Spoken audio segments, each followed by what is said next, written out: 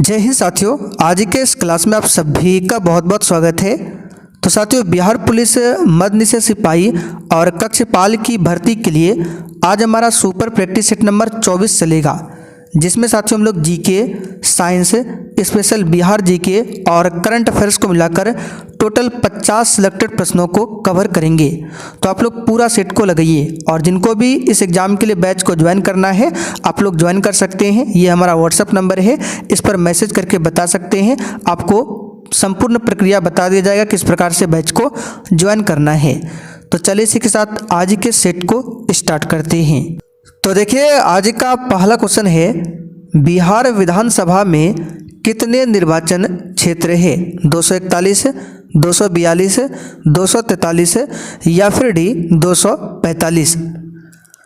चलिए question number 1 के लिए आप लोग आंसर बताइए। बिहार विधानसभा में कितने निर्वाचन क्षेत्र है? तो यहाँ पर जो भी बच्चे ऑप्शन सी बता रहे हैं उनका बिल्कुल सही जवाब है। बिहार विधानसभा में 243 निर्वाचन क्षेत्र है। अगर आपसे पूछे बिहार विधान परिषद में कितने सदस्य होते हैं तो 75 सदस्य होते हैं। बिहार से लोकसभा में कितने सदस्य होते हैं तो 40 होते हैं। और बिहार से राज्यसभा में कितने सदस्य होते हैं तो 16 सदस्य होते हैं। तो चारों क्वेश्चन को आपको ध्यान रखना है। विधानसभा में 243, विधान परिषद में 75, लोकसभा में 40 और राज्यसभा में 16 सदस्य। और साथ ही यहाँ पर आप लोग देख सकते हैं आपके बैच में one liner GK GS notes का सेट 25 आज अपलोड हो चुका है। तो आप लोग जाकर रिवीजन कर सकते हैं। यहाँ पर देख सकते हैं बिल्कुल इसी प्रकार से फुल डिस्कशन के साथ ये नोट्स दिया जाता है और इस प्रकार से लगभग आपको 55 से 60 नोट्स दिया जाएगा। इसी प्रकार से आपको स्पेशल बिहार जीके का भी नोट्स दिया जाएगा। तो ये हमारा व्हाट्सअप नंबर है, इस पर मैसेज करके आप लोग बता सकते हैं कि सर हमें नोट्स चाहिए। चलिए अगला क्वेश्चन देखते हैं। भारत में आपातकाल सर्वप्रथम कब लागू हुआ था? साथियों, बिल्कुल आपके एग्जाम पैटर्न पर आधारित क्वेश्चन है। और देखिए, जो भी साथी चैनल पर पहली बार आए हैं आप लोग चैनल को सब्सक्राइब कर लीजिए ताकि इस एग्ज़ाम से संबंधित आपका एक भी क्लास छूटे ना। तो भारत में देखिए राष्ट्रीय आपातकाल जो है 3 बार लागू हो चुका है। पहली बार 1962 में लागू हुआ था, दूसरी बार 1971 में और तीसरी बार 1975 में लागू हुआ था। तो सर्वप्रथम 1962 में लागू हुआ था। तो यहाँ पर बी ऑप्शन आपका सही जवाब है, 1962। और ये जो राष्ट्रीय आपातकाल है आर्टिकल 352 के तहत लगाया जाता है। आगे बढ़ते हैं। चिपको आंदोलन का प्रारंभ किस राज्य से हुआ था? चलिए बताइए, चिपको आंदोलन का प्रारंभ किस राज्य से हुआ था? तो इसका सही जवाब है उत्तराखंड से। ठीक है, कहाँ से? उत्तराखंड से। और चिपको आंदोलन के नेता कौन थे? सुंदरलाल बहुगुणा। कौन थे? सुंदरलाल बहुगुणा। आगे बढ़ते हैं। किस बात से स्पष्ट होता है कि बिहार में लोकतंत्र की जड़ें गहरी है? तो इस क्वेश्चन का आंसर है वैशाली का लिच्छवी गणतंत्र। वैशाली का लिच्छवी गणतंत्र से स्पष्ट होता है कि बिहार में लोकतंत्र की जड़ें जो है गहरी है। अच्छा, ये जो लिच्छवी गणतंत्र है, लिच्छवी वर्तमान में कहाँ पर है? तो ये वर्तमान समय में बिहार के वैशाली जिला में है लिच्छवी। चलिए अगला क्वेश्चन। किस समझौते के बाद सविनय अवज्ञा आंदोलन स्थगित किया गया था? और साथियों, इस एग्जाम के लिए किस प्रकार आपको बैच को ज्वाइन करना है वो आपको क्लास के लास्ट में बता देंगे। फिलहाल अभी आप लोग क्लास कीजिए। तो इसका सही जवाब है गांधी इरविन समझौता। ठीक है, ये कब हुआ था? तो 5 मार्च 1931 को हुआ था गांधी इरविन समझौता। और सविनय अवज्ञा आंदोलन की बात करें तो ये 1930 में हुआ था। ठीक है, 1930 में। आगे बढ़ते हैं। भारत में नई आर्थिक नीति की घोषणा कब की गई? एक भी दिन आपको क्लास छोड़ना नहीं है। क्लास का समय है रात 8 बजे से। तो भारत में नई आर्थिक नीति की घोषणा 1991 में किया गया था। कब? 1991 में। आगे बढ़ते हैं।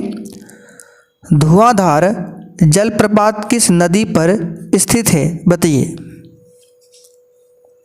चलिए क्वेश्चन 7 के लिए आंसर बताइए।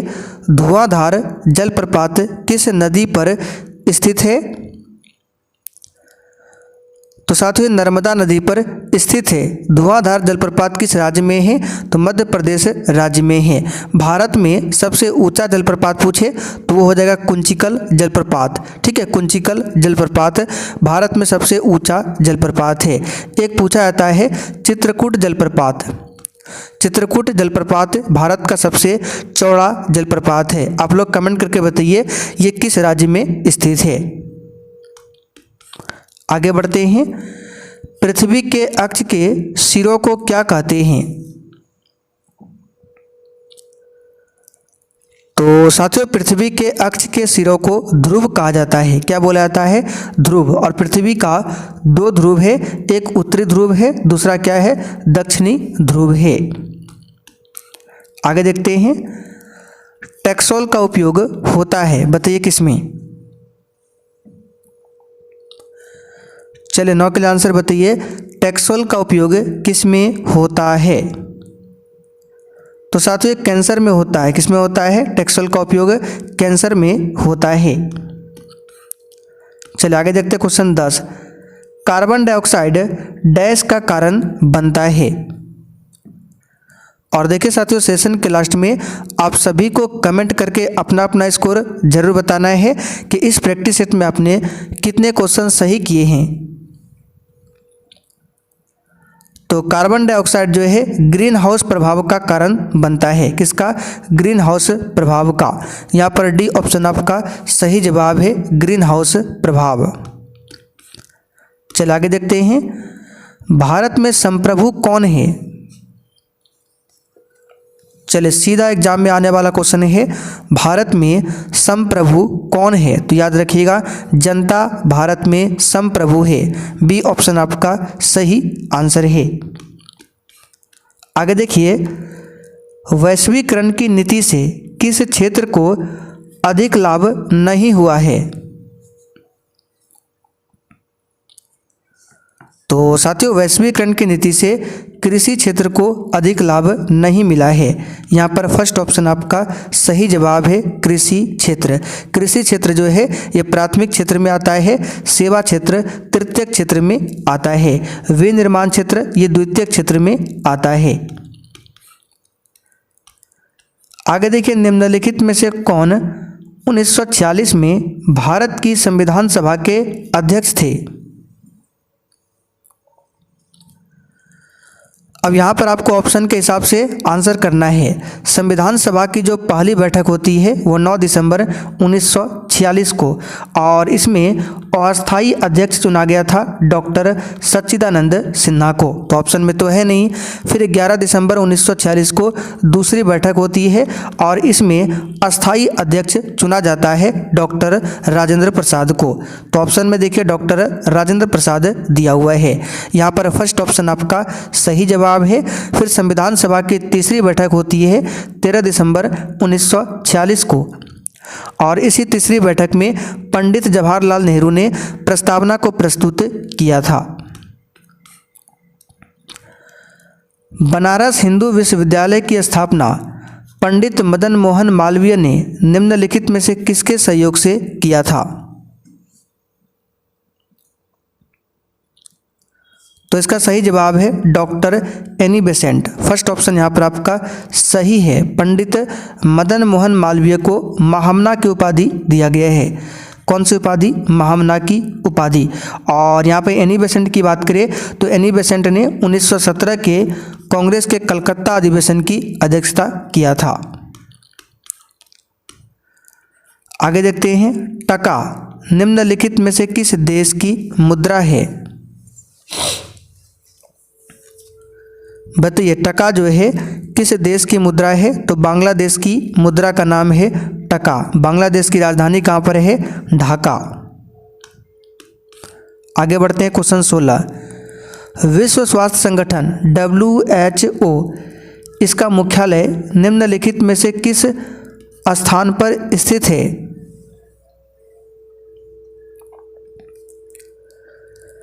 तो WHO की स्थापना 7 अप्रैल 1948 को हुआ था, ठीक है। और इसका जो मुख्यालय है स्विट्जरलैंड के जेनेवा में स्थित है। यहाँ पर बी ऑप्शन आपका सही आंसर है। 7 अप्रैल की बात करें तो विश्व स्वास्थ्य दिवस भी मनाया जाता है 7 अप्रैल को। अगर आपसे पूछे नाटो का मुख्यालय कहाँ पर है, तो याद रखिएगा नाटो का मुख्यालय है ब्रुसेल्स में। नाटो की स्थापना कब होती है, तो 4 अप्रैल 1949 को। यूनेस्को का मुख्यालय पूछे तो फ्रांस की राजधानी पेरिस में स्थित है। विश्व पुस्तक दिवस प्रत्येक वर्ष निम्नलिखित में से किस दिन मनाया जाता है? तो विश्व पुस्तक दिवस 23 अप्रैल को मनाया जाता है। कब? 23 अप्रैल को। आगे बढ़ते हैं। निम्नलिखित में से किसके द्वारा निर्मित समुद्र के एक संकीर्ण चैनल द्वारा श्रीलंका भारत से अलग होता है? तो श्रीलंका भारत से अलग होता है पाक, जलडमरू मध्य और मन्नार की खाड़ी के द्वारा। यहाँ पर बी वाला ऑप्शन आपका सही आंसर है। आगे देखिए, सोनपुर पशु मेला हर साल भारत के निम्नलिखित में से किस राज्य में आयोजित होने वाला एक सांस्कृतिक कार्यक्रम है? तो आप सभी जानते हैं बिहार में लगता है सोनपुर का मेला। डी ऑप्शन आपका सही जवाब है। सोनपुर के मेला को हरिहर क्षेत्र के रूप में भी जाना जाता है। क्षेत्रों को सार्वजनिक एवं निजी क्षेत्रों में वर्गीकरण करने का आधार क्या है? तो उद्यमों का जो स्वामित्व होता है, यानी कि बिजनेस का जो मालिक होता है, उसी के आधार पर पता क्या आता है कि वो जो उद्यम है सार्वजनिक है या फिर क्या है, प्राइवेट है। Ayushman Bharat digital mission scan और सुविधा के तहत सबसे अधिक QR कोड स्कैन करने वाला राज्य कौन सा है? अच्छा क्वेश्चन है, बताइए। करंट अफेयर्स का क्वेश्चन भी आपको देखने को मिलेगा। तो यह है अपना बिहार। बी ऑप्शन आपका सही है, बिहार।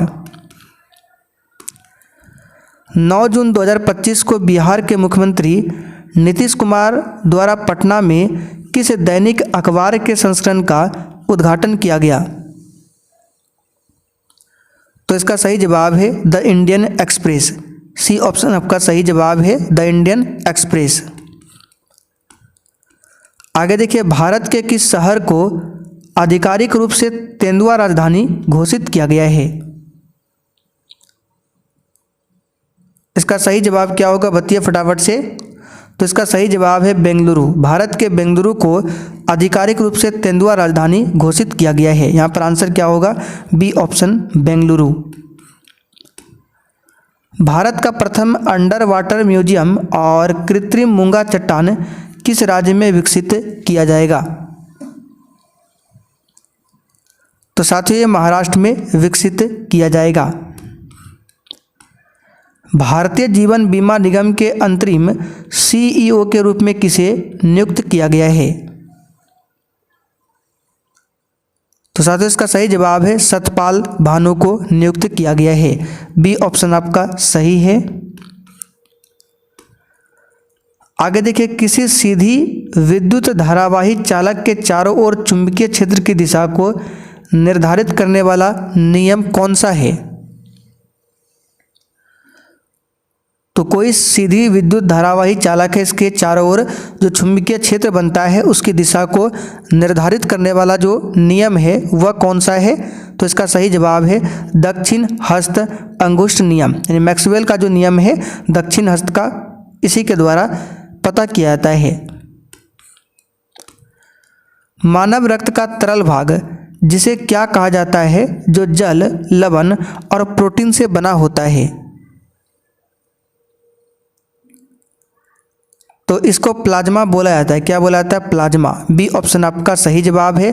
प्लाज्मा में 90% तक क्या होता है? जल होता है। चल आगे देखते हैं। कोई विलयन लाल लिटमस को नीला कर देता है, इसका पीएच संभवतः क्या होगा? तो यहाँ पे देखिए लाल को नीला कर रहा है, ठीक है। तो लाल को नीला कौन करता है? क्षार। और नीला को लाल कौन करता है? अम्ल। तो यहाँ पे तो लाल को नीला कर रहा है यानी कि क्षार, और क्षार का पीएच मान 7 से अधिक ही होता है। तो एक ही ऑप्शन में 7 से अधिक है, डी ऑप्शन में 10, इसलिए आंसर क्या होगा? 10। आगे देखिए, अलैंगिक जनन मुकुलन द्वारा होता है। अलैंगिक जनन बोला गया मुकुलन जो है किस में होता है? अमीबा में, यीस्ट में, प्लाज्मोडियम में या फिर लेशमानिया में? तो अलैंगिक जनन मुकुलन जो है द्वारा किस में होता है? तो यीस्ट में। किस में होता है? अलैंगिक जनन मुकुलन द्वारा जो होता है यीस्ट में होता है। आगे बढ़ते हैं। निम्नलिखित में से कौन सा मानव निर्मित पारितंत्र है?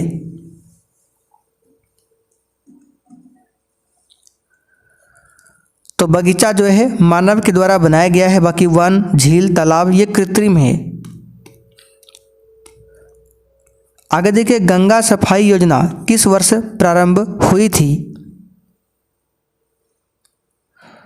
तो 1985 में प्रारंभ हुआ था गंगा सफाई योजना, बी ऑप्शन आपका सही जवाब है। और नमामि गंगा कार्यक्रम कब शुरू किया गया था? तो 2014 में। आवर्त सारणी के किसी समूह में ऊपर से नीचे जाने पर धात्विक गुण क्या होता है? तो धात्विक गुण बढ़ता है, बी ऑप्शन यहाँ पर आपका सही है। आगे देखिए, हर्यक वंश के किस शासक को कुनिक या कनिक कहा जाता था? ये क्वेश्चन हम आपको प्रैक्टिस सेट में पहले भी करा चुके हैं। बताइए इस क्वेश्चन का आंसर क्या होगा? तो यहाँ पर इस क्वेश्चन का आंसर क्या होगा? हर्यक वंश के किस शासक को कुनिक या कनिक बोला जाता है? तो इसका सही जवाब है अजातशत्रु को, ठीक है। अजातशत्रु बिंबिसार के पुत्र थे, और अजातशत्रु के पुत्र कौन थे? उदयन, यानी कि बिंबिसार के पुत्र अजातशत्रु, अजातशत्रु के पुत्र उदयन। आगे बढ़ते हैं। रॉल्फ फिच ने बिहार की यात्रा कब किया था? आंसर है 1587 में। कब किया था? 1587 में। आगे देखते हैं, बिहार आने वाला पहला अंग्रेज यात्री कौन था? तो ये क्वेश्चन पहले भी आपको बता चुके हैं। रॉल्फ फिच बिहार आने वाला पहला अंग्रेज यात्री था। मैं जहाँ भी हूँ जगदीशपुर वहीं है, यह किसने कहा था? इसका सही जवाब है वीर कुंवर सिंह ने कहा था। आगे बढ़ते हैं।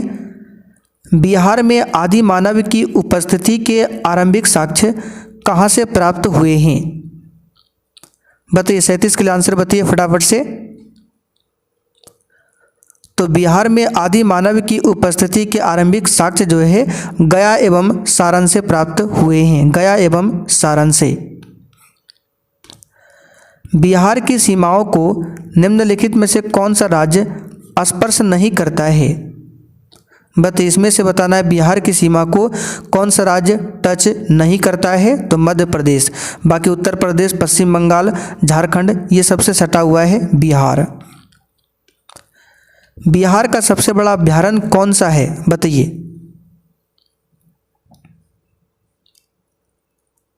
चलिए फटाफट से बताइए। तो बिहार का सबसे बड़ा अभयारण्य है कैमूर अभयारण्य। कौन सा है? कैमूर अभयारण्य। फर्स्ट ऑप्शन यहाँ पर आपका सही जवाब है कैमूर अभयारण्य। केंद्र सरकार से बिहार को मिलने वाले संसाधनों में शामिल किया जा सकता है, बताइए किसको? तो यहाँ पर इसका सही जवाब है केंद्रीय करों में राज्य के हिस्से को, केंद्र से सकल ऋण, केंद्रीय सहायता अनुदान, ये सभी को शामिल किया जा सकता है केंद्र सरकार से बिहार को मिलने वाले संसाधनों में। यहाँ पर चौथा ऑप्शन आपका सही है। आगे देखिए, बिहार सरकार द्वारा जल जीवन हरियाली मिशन की शुरुआत कब हुई थी?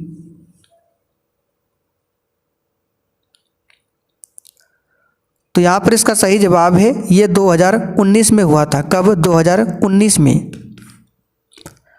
निम्न में से कौन सा शासक बुद्ध का समकालीन था? बताइए। तो बुद्ध के समकालीन इसमें से कौन हो जाएगा? बिंबिसार, हर्यक वंश। ठीक है, हर्यक वंश का शासक था बिंबिसार। बिंबिसार का पुत्र कौन था? अजातशत्रु। यहाँ पर दूसरा ऑप्शन आपका राइट है। आगे बढ़ते हैं। किस पल्लव शासक के शासनकाल में पल्लवों और चालुक्यों के बीच लंबा संघर्ष शुरू हो गया था? बताइए, किस पल्लव शासक के शासनकाल में? तो महेंद्र वर्मन प्रथम के शासनकाल में। फर्स्ट ऑप्शन आपका सही जवाब है। ये पल्लव शासक था पहला। महेंद्र वर्मन प्रथम जो है पहला पल्लव शासक था जिसके समय में चालुक्यों के साथ संघर्ष की शुरुआत होती है। अंडमान निकोबार द्वीप में गद्दीदार चोटी यानी सैडल पीक कहाँ स्थित है?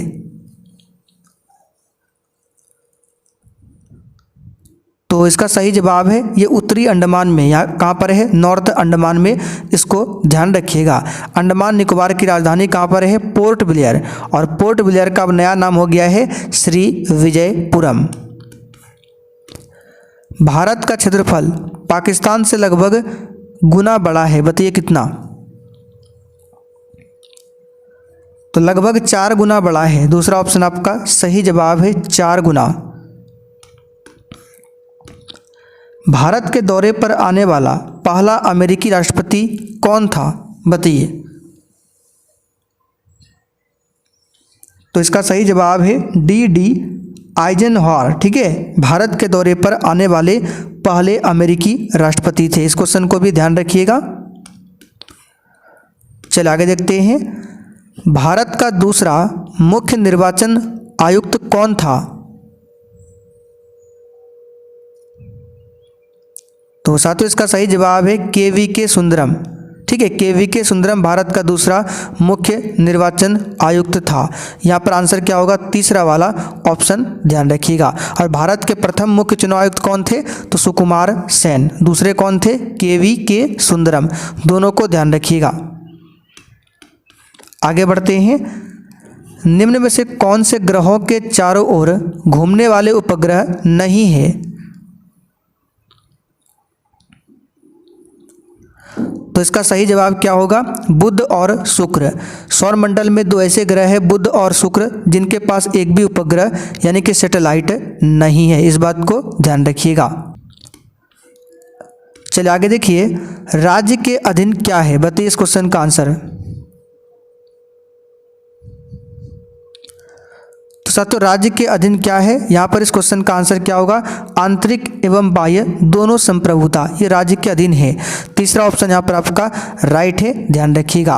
अब चलिए साथियों, जिनको भी इस एग्जाम के लिए बैच को ज्वाइन करना है, आइए आपको बता देते हैं किस प्रकार से बैच को ज्वाइन करना है। तो देखिए, बैच को ज्वाइन करने के लिए प्ले स्टोर से ये वाला एप्लीकेशन को इंस्टॉल करना है। उसके बाद इसको ओपन कर लेना है। ओपन करने के बाद आपको ऑल कोर्स पर क्लिक करना है। जैसे ही क्लिक करेंगे इस प्रकार से इंटरफेस शो होगा। यहाँ पर देखिए सबसे नीचे लिखा हुआ है बिहार मद्य निषेध और कक्षपाल। आपको नीचे स्क्रॉल कर लेना है, ये मिल जाएगा। तो यहाँ पर पेमेंट करके इस बैच को ले सकते हैं। ऑलरेडी बहुत सारे बच्चों ने इस बैच को परचेज कर लिया है और अपनी तैयारी भी स्टार्ट कर चुके हैं। बैच में क्या क्या मिलेगा सब कुछ लिखा हुआ है। और अधिक जानकारी चाहिए तो ये व्हाट्सएप नंबर है, इस पर मैसेज करके पूछ सकते हैं।